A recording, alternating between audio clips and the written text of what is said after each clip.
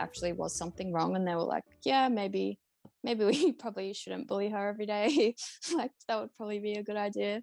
But I think my best friend at the time noticed, and I'm quite sure she did like report it to like the well-being team at school, and they did call my parents and stuff. But I don't know, I guess, sorry, my cat's just meowing. I guess my parents kind of, I don't know, they had a lot going on, so I guess they weren't really, I guess they were kind of a bit in denial. And I was also like, because I was quite overweight. So basically, when I lost like that 30 kilos, I was at a healthy weight. So I don't think anyone really noticed it like that. Because I guess if you come from a healthy weight and then you lose that amount of weight and you look like really, really unwell to like anyone's eye, then it's easy to notice. But I guess at the time I was still a healthy weight. So I guess that's kind of why no one really said anything or like suspected that it could be an eating disorder, because I feel like even still now, eating disorders are kind of just viewed through like one lens. Like people kind of, I feel like when people think about eating disorders, they just think about either anorexia or bulimia when there's like so many other eating disorders out there. And I feel like anorexia is still like kind of the most commonly thought about. And it's also thought about like very stereotypically, like it's always like how it's portrayed in movies or like the media. It's always like a young, like teenage, like rich white girl who's extremely underweight. Like it's always that. So I think if you're not that, really, people just kind of, I don't know, they don't really suspect it. I think my mom like saw after like 3 years when I went to Lanka. First thing she says is you're too thin, right? Like, and I'm fine with that comment, right? Like, Yeah. but I can see how if someone already had a eating disorder, Yeah. how they would take that comment in, right? And Yeah. Yeah, it's people, yeah, almost like, people yeah, here, like they don't like, it's always like parents, relatives, whoever, like they don't realize what they say is like, by being blunt about it, is not like, Yeah. because like some people take it on the chin, but like people who actually have a problem with it are gonna be, tired of hearing it, or yeah, Yeah. yeah, they and I it can go either overthink way, it. yeah. I think like a big thing in like eating disorder recovery as well, like Yeah. I'm saying girls because the only people I met in treatment were girls, but Hmm. obviously boys and men can get eating disorders too. But when I spoke with all the girls I met, like the one like kind of thing we all agreed on when we were getting better and people came up to us and they would say like, "Oh my God, you look so healthy now."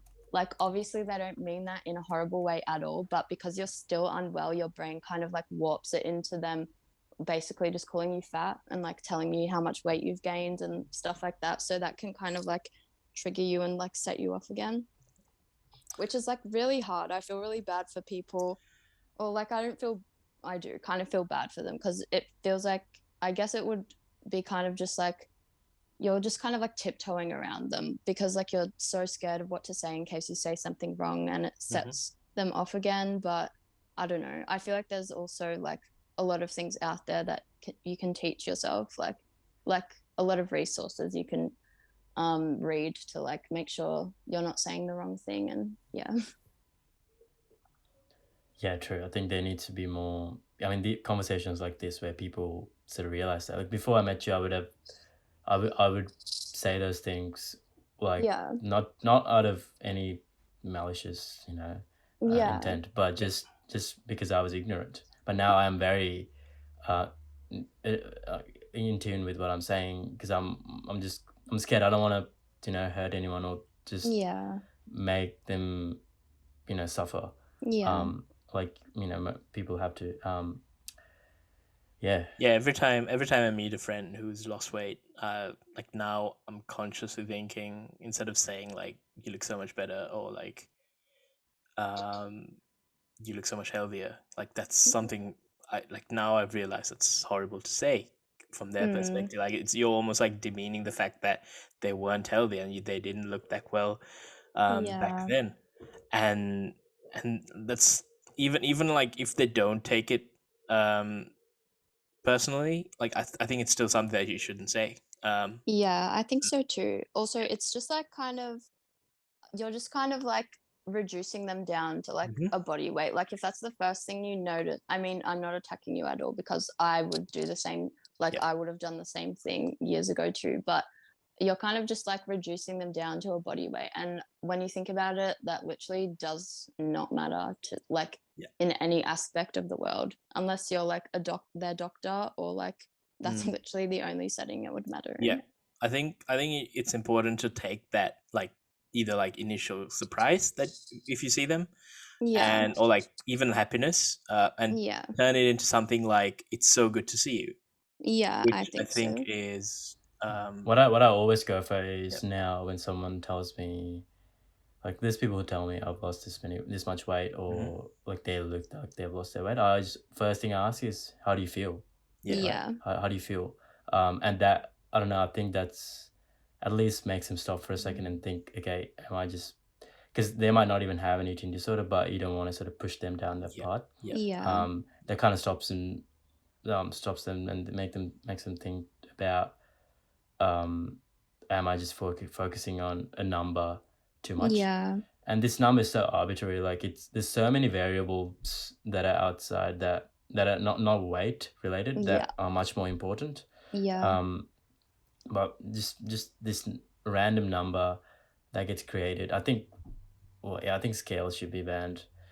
Yeah, the Or BMI just put it. scale is like this ancient, like unreliable, like it's not ancient, but like it's so unreliable. Like I don't even know why it's still used today. Like it's just ridiculous. It doesn't mean like it's it can be like good to like get a grasp on something very broadly, but like to put such like a definitive number in there and to like basically just say if you're 0.1 over this number, then you're extremely unhealthy. But if you're like under that number, then you're just fine. Like it doesn't make sense. It's really stupid to me.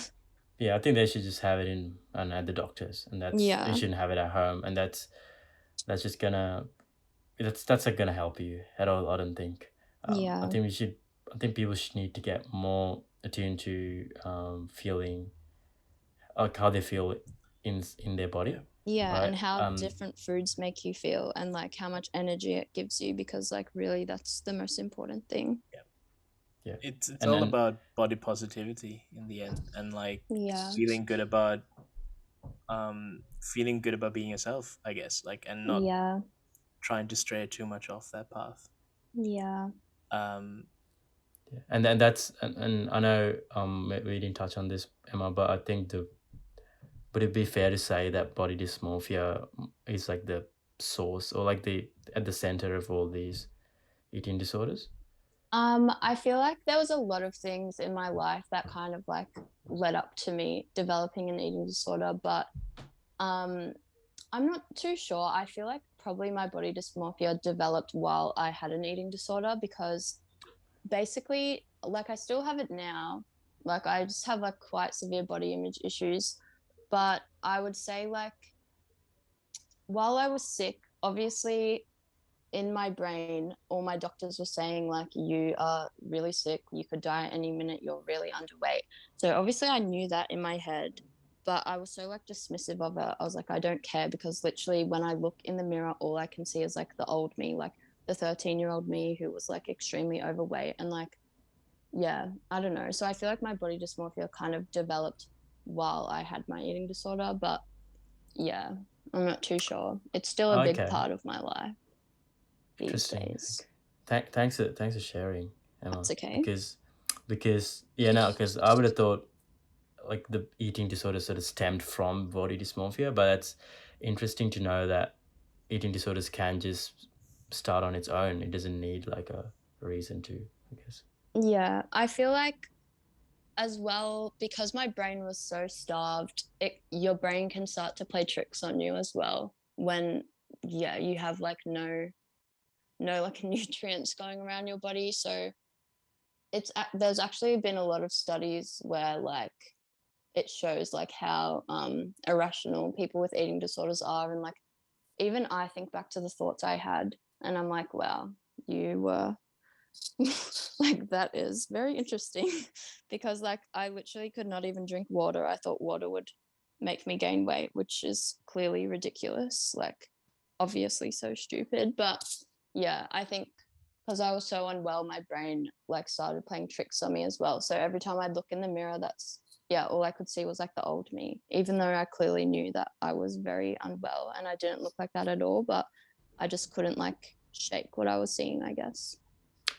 Yeah, yeah, true. And that's the thing with any mental illness, I guess, because to an outsider, you're thinking, okay, like what is going on? Like this is clearly not right, not correct. Like Yeah, why can't they see it, right? But obviously yeah, in your head, it's all it's not how it works. yeah. And it's like amplified in your head because basically I would say so the probably like the first 2 years of my eating disorder, I would say it was like half Emma. I think you remember me kind of like splitting my brain into two. Like I would say the me part of my brain and then the mentally ill part of my brain, I guess.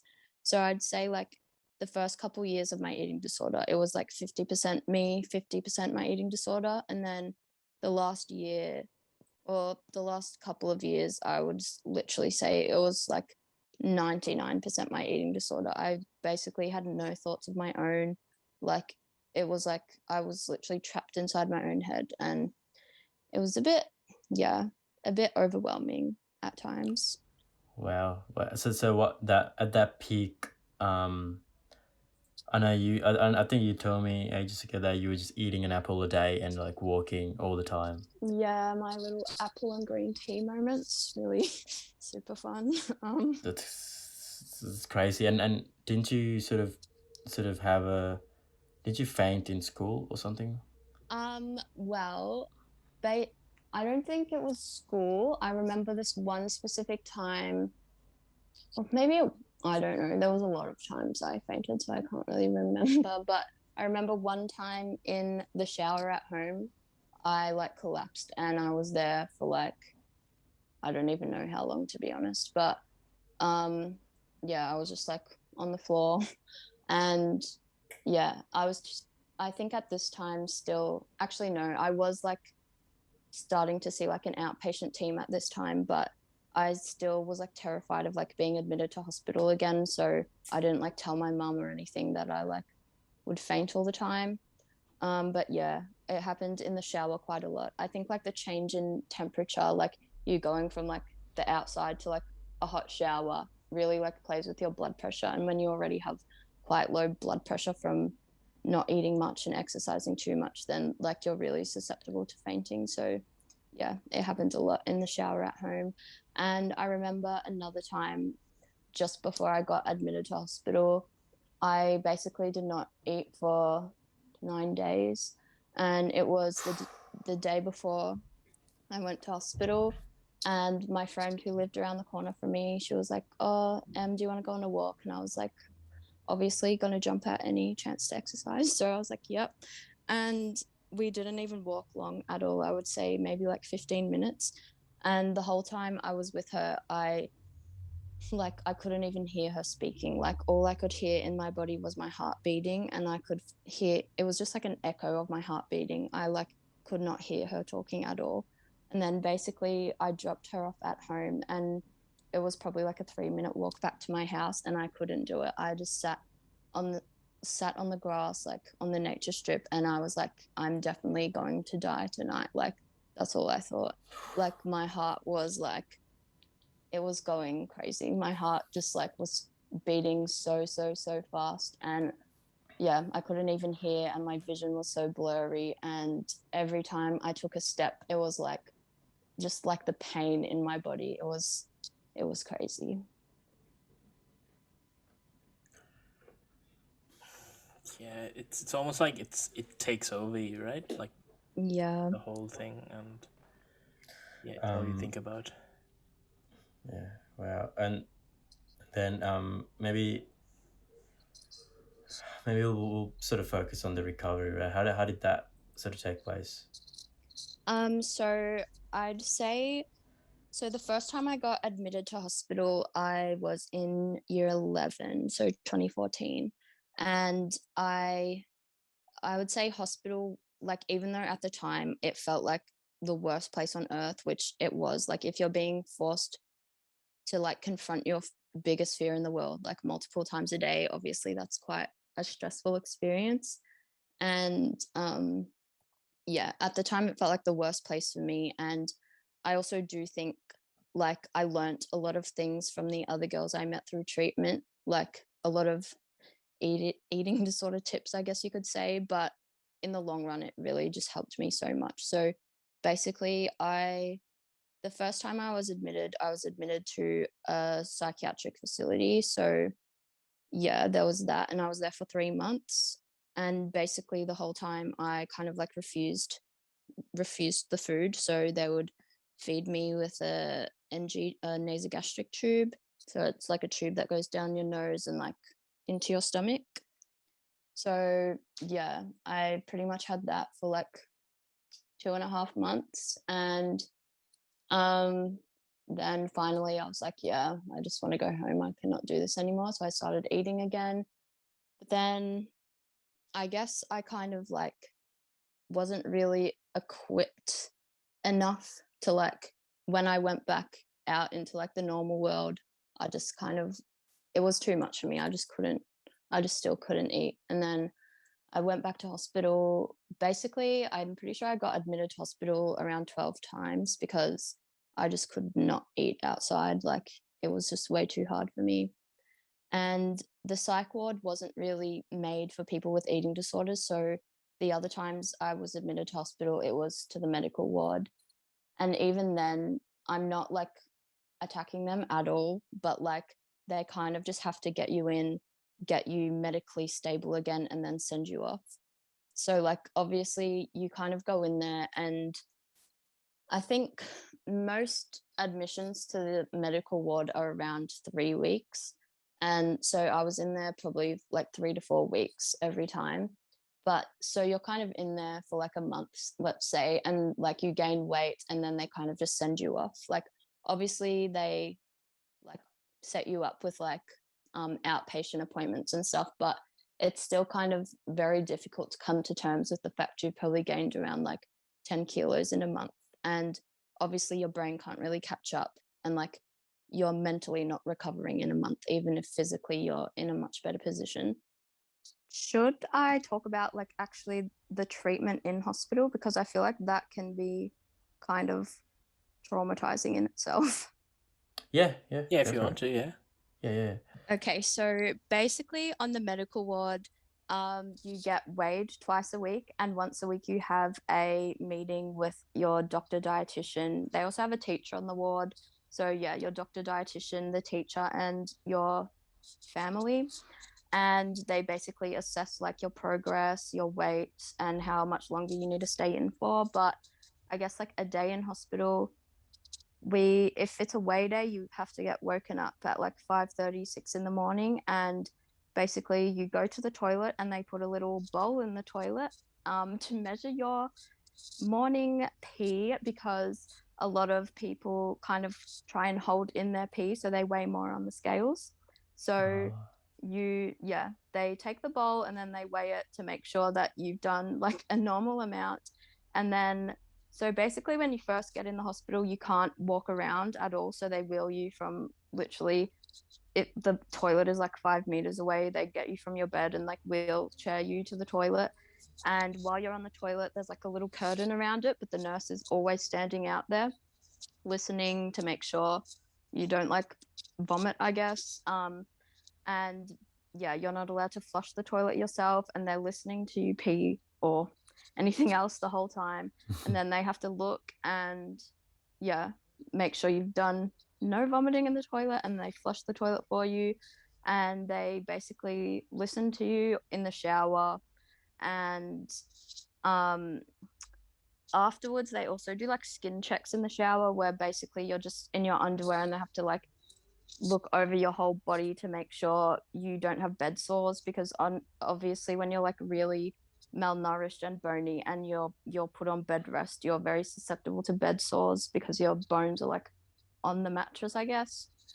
And yeah, I guess kind of that part of being in hospital is like semi-dehumanizing because you have zero independence at all, and like that can also kind of like just, I don't know, it kind of makes you feel a bit worse, but obviously there's no really way I around think it. it's Like they it have kind to of do it's it. kind of It's required, right? If you yeah, like, it's you guys just necessary.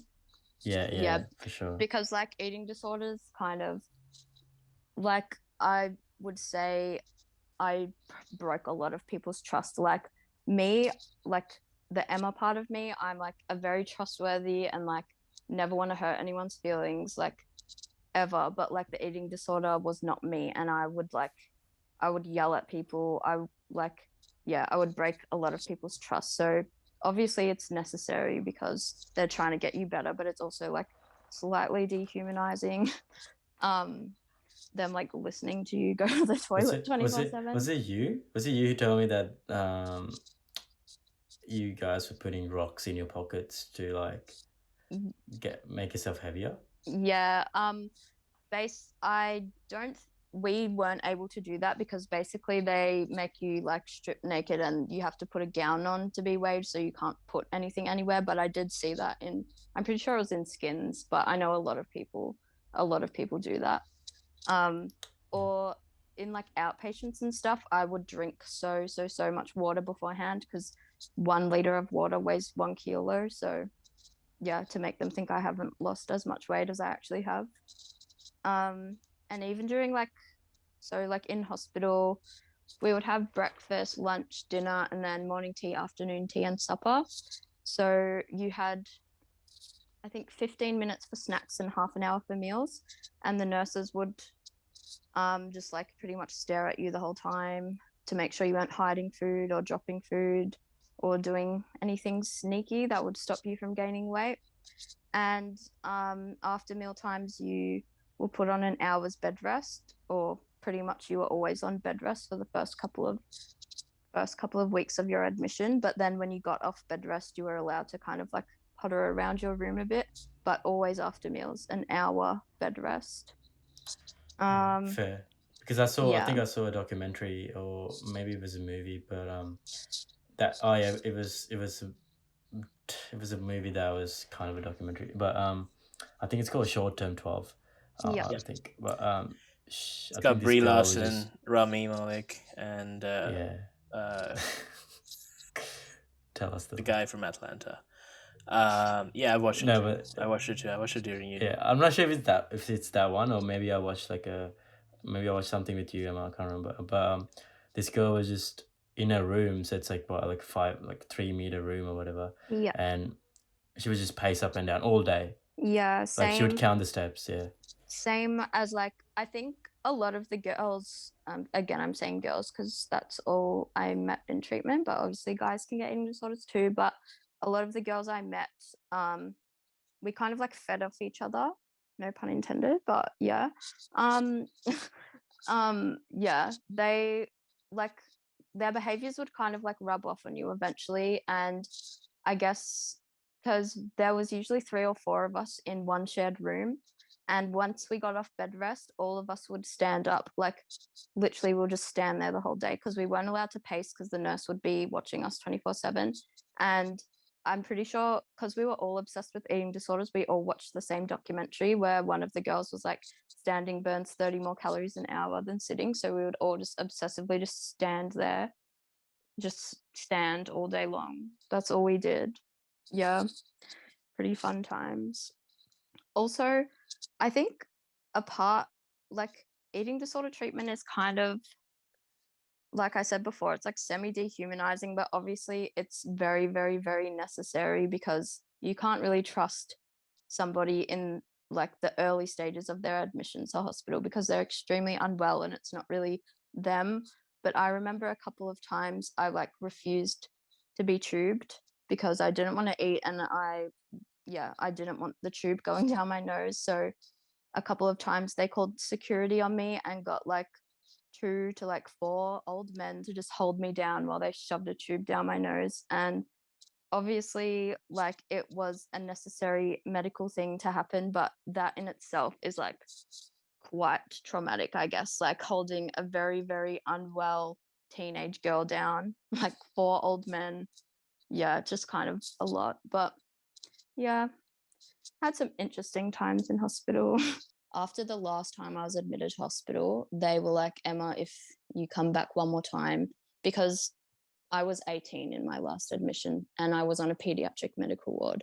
So they were like, if you have to get admitted again, you're going to that adult psychiatric ward. So basically, I was like, yeah, no thanks. I'm going to try really, really hard this time. And yeah, basically, that's when I started to get better.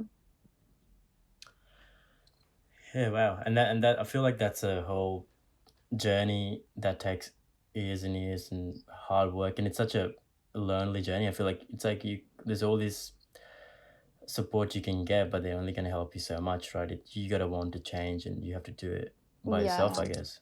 So basically, before I got discharged that time, I spoke to a psychiatrist, and I don't know if this was like a tactic he had, but he was like, we can't really see you getting better. We see you as like a chronic case.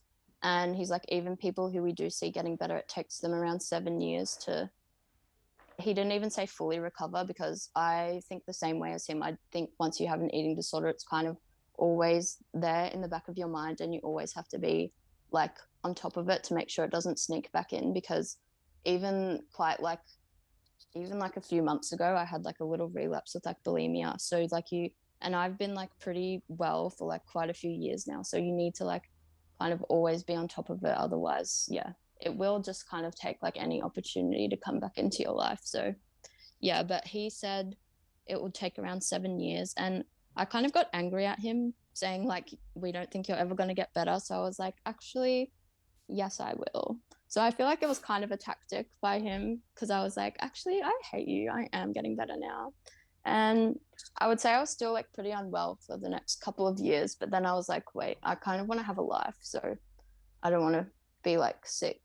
And yeah, I want to do things. So I was like, just eat, just eat, girl. Obviously, saying just eat, it's not as simple as that. But kind of when you're like pushing yourself in like the final stages, you have to just be like, okay, this like enough is enough. I'm not doing this anymore. Yeah, wow. And then you're saying how it almost sounds like there's another kind of entity inside that's guiding you, and there's a sort of conflict or a struggle between yourself and that thing, right? Yeah. So I wouldn't say it was like another voice, but it was also, I knew it was just it wasn't my thoughts, but it wasn't like, let me try and explain this properly. It was like not another voice, like, you know how people with hallucinations experience like multiple like voices in their heads. It wasn't like that. It was a like subtype of my own thoughts, I guess, but it wasn't like controlled by me, if that Like makes sense. intrusive thoughts, I Yeah, guess. I guess so. Yeah, because like it wasn't me at all, but it was also my own brain just playing tricks on me.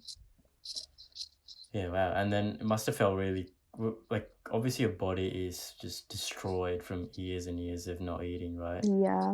Um, what kind of like what are those? What do you like? How do you feel? Like not maybe not feel, but what were you going through, when you were not eating? Like I know you would Um, get bruised really easily. yeah, and I would faint really easily, and I would be cold 24/7. Even on like 40-degree days, I'd be like shivering. And basically, when you're like starved, your body grows this like really, really fine hair. I think it's called like lanugo or something. So I was, that like really fine hair that babies have all over their bodies. That's basically what you grow, because your body's like so desperately trying to keep you warm. So I was just like a Oh wow. hairy little baby. And yeah, what else? When I went to hospital, because I was like really scared of drinking water at one stage, I was in renal failure. So my kidneys were failing. And they told me if like you don't start drinking water, like you're going to have to be put on dialysis pretty much.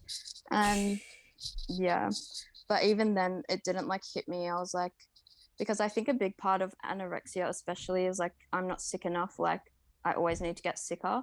So even when they told me that, I was like, okay, I don't care, like I'm not skinny enough in my brain yet. So if I have to be on dialysis for the rest of my life, then whatever, as long as I get skinnier. Like that's literally how I thought, which is so like irrational and just, yeah, very scary. Also, Yeah. my heart was like pretty much failing. I think most people in like when you get to hospital, like that's, yeah, the first thing that kind of gives in. So I remember one night they told me they called a code blue, which is like a medical emergency, and I didn't even wake up, but they said my heart rate was 24 while I was sleeping. Yeah, and because Jesus. basically in hospital you have to sleep with like ECG things on your chest for like the first couple of weeks, I think. And yeah, your heart is monitored all night because that's when your heart rate drops really low. So yeah, my heart rate was like 24. It was sitting in like the 20s for most of that admission. And then I so yeah, from like resting to standing, my heart rate, well, while I was awake, it was probably around like 40, 50. And then as soon as I'd stand, it was like 160. Like it was really crazy. And that's kind of what causes you to collapse as well. Cause like the huge like rush in your body, yeah, it Yeah. just kind of like overwhelms you. You kind of like switching between like a Tour de France athlete and like like a very Professional unhealthy napper. person. Yeah. That's Yeah. crazy. Wow. And then and during recovery, when you were starting to feel good, was that kind of reinforcing what were you doing, like what you were doing, and making you eat more as well? I guess, yeah, it definitely was. I think the thing that made me most happy was like the mental clarity I got because I could start to feel more of my own thoughts coming back in, which honestly I hadn't felt in probably around 3 years. I don't even think I had one thought of my own. It was either just anorexia or like if I did have a thought of my own, it was just like extremely depressing. So when I started to like experience things that people my age were doing and like actually finding out things I liked and like making new friends or like reconnecting with old friends that I'd lost, because honestly eating disorders pretty much rip everything away from you because you're not even you anymore. So I don't blame people who didn't want to hang around me anymore because I definitely wasn't the same person that they'd always known. So it was really good to like reconnect with old friends and yeah, stuff like that. And when Okay. I could like actually, because in recovery you're not supposed to exercise for quite a while, because in women with eating disorders your period kind of, in a lot of cases, not in all cases, but a lot of cases you kind of lose your period, so exercising does not help your period come back. So basically just weight gain does. So yeah, you're not allowed to exercise for quite a while until you reach like a weight that the doctor set for you. So when I could actually exercise again and the eating disorder wasn't like controlling the whole thing and I could actually do it because I was enjoying it instead of like doing it to punish myself, it was like, yeah, it was really good. Yeah. Okay. Wow. And then I guess, yeah, like sounds like getting back to your old self is, just sort of helping you stay on track. Yeah. And so I guess, how do you how do you sort of notice, what are the early signs that, let's say, your friend is kind of struggling with it? What can we look out for? Because I know Dula went through it and I didn't even notice, right? Like Yeah. looking back, I can see the signs, but at the time I was sort of ignorant to that. But um you guys were like young as well. So, yeah. yeah, I wouldn't really blame anyone for not noticing, but I'd basically say, like, Duma was the bully. I was the cause of this. That's No, a different I don't. I episode. don't really blame anyone. That wasn't. Yeah, no, I mean, like, yeah, like, yeah, yeah. I don't think I was blaming myself either. I was just thinking, what are the signs so people are aware, right? Like, how do we? Yeah. What are the warning So signs? I guess. I would say weight fluctuations either way, although you definitely should not comment on them to the person. But if you have any, it depends obviously what age you are, but if you're in high school like I was, I would say if you have any concerns, visit like the school nurse or like the well-being team. Or if you're like young adults like us, there's a lot of, or even if you're a teenager, there's a lot of resources out there that you can read up on. And yeah, like you can or like the Butterfly Foundation and Headspace, they both have live chats, I'm pretty sure. So you could voice your concerns with them. But I would say weight fluctuation on like either end of the spectrum, avoiding social situations, avoiding meals, like just saying I've already eaten or I'm not hungry, stuff like that. Or you notice like a change in like their exercise patterns, or Me. with bulimia as Okay. well. A big sign is, so basically what happened to me, I had this really huge, it's like a callus on your hand because, or your hand and knuckles, because they're like hitting the back of your teeth. So obviously you can get scratches and stuff on your hands, but it's a very particular sign in like, yeah, people with bulimia. Your knuckles are So when all, you're trying to like put your yeah, do that, right? When you're trying to like make yourself yeah, vomit. yeah, you Oh, get okay, like okay. You know, Because your yeah, calluses. okay. hand is going in. So you've done it so many times that you calloused your hand. Yeah, Jesus. which for a lot of people with bulimia that happens. So I would say Wow. that is a warning sign. And probably a change in mood as well, because my mood changed hugely when I first became sick. I would say they're like probably the main warning signs. Yeah, I think I could add one as well. From just I guess knowing you for a while. Yeah. Like wearing long sleeves or just like covering your body up in like baggy Yeah, clothing. true. That is very true. Yeah. Most of the people I met in treatment would always wear like huge jumpers and huge tracksuit pants. I think that's because when I was out of hospital, I did that so I would hide my body, because obviously I knew I was losing weight. So I would do that to hide my body from other people so they wouldn't notice, but also just to hide my body in general because I don't want people looking at me. So yeah, that's definitely one. Yeah. Okay. And I guess that's good. Like trying to sort of what like the signs that you can look out for in other people. But what would be the how would you kind of sort of catch yourself before you go down that path? I feel like that is a lot more difficult because I don't think I even noticed within myself for about 6 months. I think now, because back then, when I first started my eating disorder, this was probably when I first developed my eating disorder, that was probably like 11 years ago now. So 10, 11 years ago. And I feel like back then, eating disorders weren't still talked about like at all. And I think now they are a lot more.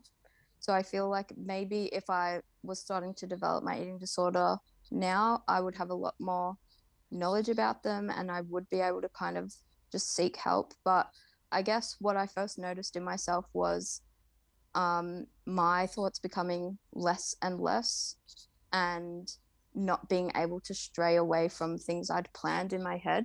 So, like, if someone offered me a piece of food that I didn't plan to eat, and I would become like extremely distressed by that, that's obviously not normal. So, I would say that was the first thing I noticed in myself. Yeah, I think another thing that I might add, what I've noticed is guilt because Yeah. um, like the difference between eating a lot and having binge eating disorder is just the guilt that you have afterwards, right? Yeah, I would say even people without eating disorders do sometimes feel guilty for what they've eaten, but I'd say the eating disorder guilt you feel isn't just a baseline guilt. It's like, oh my God, my life is over kind of guilt. Like it's like so overwhelming that you feel like nothing's ever gonna fix it. It's kind of like that. Yeah, right. Because I'm always thinking like I think I've struggled with that a bit where like there's no clear cut there's no Yeah, line where okay you cross this now you have eating disorder, right? It's yeah, so blurred out and you're not sure if you are just eating too much or you just have a binge eating disorder or are yeah, you being too regimented about your diet in a yeah. healthy way or are you just having anorexia? I feel like that is a thing that a lot of people struggle with, to be honest. Even I can't really pinpoint someone who does have an eating disorder or doesn't, but I feel like it's just kind of the difference in feelings around the actions you take, because say like a person without an eating disorder just eats something that they didn't plan to, they're like, oh, that's okay, like I feel a bit guilty, but I'll just like I feel a bit guilty, but everything's fine, like nothing's changed in my life, like nothing bad's going to happen just because I ate like a muffin. But when you have an eating disorder, it's like, oh my god, like I literally am the worst person on earth, I'm disgusting, like as if I've done this to myself, like I deserve like the worst things ever to happen to me just because I ate like a muffin. Yeah, true. And yeah, wow, and it's just difficult to sort of draw that line and then tell, okay, now I have eating disorder, right? And this guy has an eating disorder. Yeah. And I see that with a lot of, like, if you just look at the signs, I see that with a lot of people, let's say guys who do bodybuilding, right? Yeah. They're very regimented and they don't want to go above their calories. They're very really just about their weight, right? All of that. But most of them don't have an eating disorder, right? And if you look at the symptoms outside of it, it looks very similar. Yeah, I would say sorry, I just interrupted you. I would say I've definitely thought, like, because basically their ways of going about things, like they weigh their food, they're obsessive with exercise, they don't want to go out of their like plan that they've made. I would say that is something I've definitely thought about, like, do these people have eating disorders? But I can't tell. It's all just like in the brain. Like if they went out, some of them do have like body dysmorphia, right? Like they definitely. always see themselves as small, so they want to keep building muscle all the time. Definitely. Yeah, I've thought about this a lot, but I guess you can't really tell unless you know their inner thoughts. Like, what would they do if they missed a few days at the gym? Like, would they go into complete emotional turmoil, or would they be completely fine? Or if they ate something out of their meal plan, like would they just like collapse with like emotion, or would they be okay? I guess that's kind of like the resounding kind of factor. Yeah, that's good. I think, and that's a whole topic, right? Like your body image and all that. I think it'll be.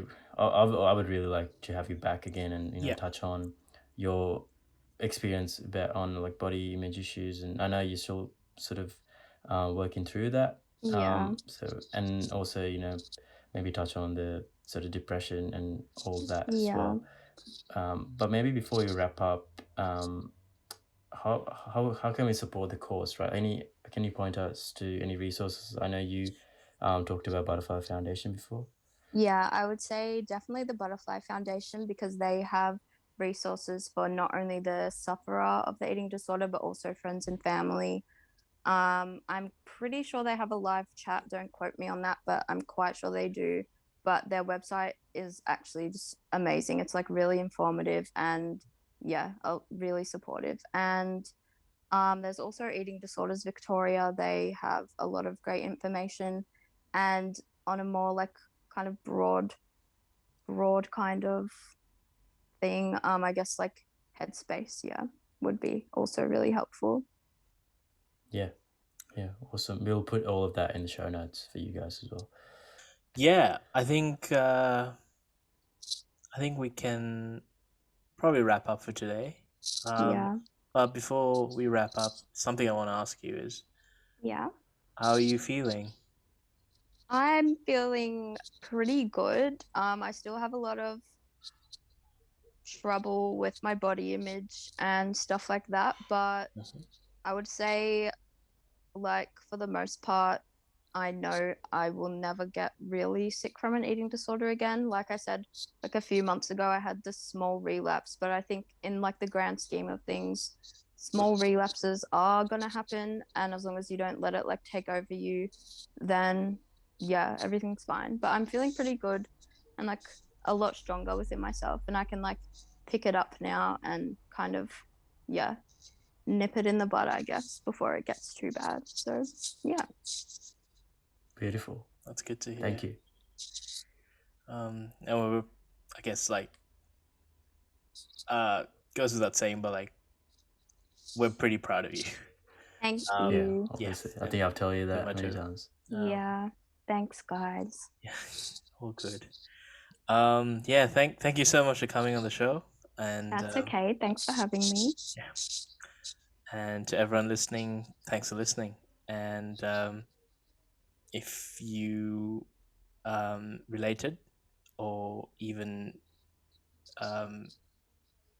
felt like you empathize with whatever we talked about today, let us know. Hit us up, and we're open to talk. And yeah, thanks for listening.